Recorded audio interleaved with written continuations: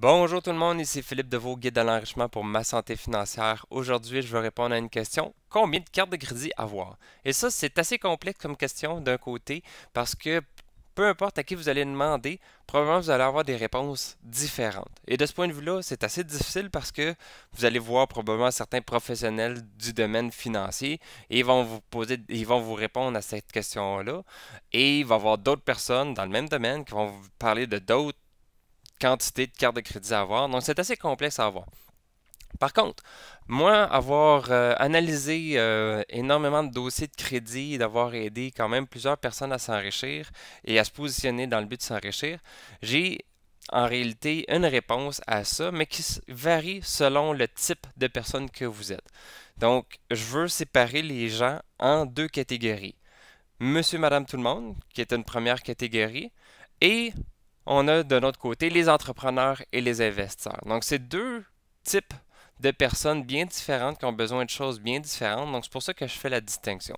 Donc, pour monsieur, madame, tout le monde, qui, eux, en réalité, tout ce qu'ils ont réellement besoin habituellement, c'est le financement d'une hypothèque, le financement d'une voiture, le financement de quelques petits projets, des fois le financement de certains meubles, et ça tourne pas mal alentour de ça. Donc, pour eux, pour ce type de personnes-là, à ce moment-là, deux cartes de crédit, même trois cartes de crédit serait l'idéal.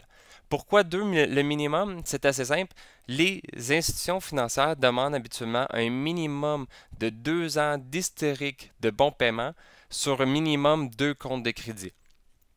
Et les cartes de crédit, c'est pratiquement le seul produit qu'on peut garder à long terme. Donc, les prêts personnels, vous devez les fermer. Les hypothèques, à un moment donné, ça va changer. Tandis que les cartes de crédit, vous pouvez garder ça vraiment à long terme.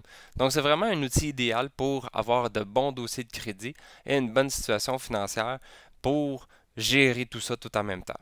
Pour ce qui est des entrepreneurs et des investisseurs, ça, c'est une toute autre question. Donc, un entrepreneur et un investisseur, il veut faire de l'argent.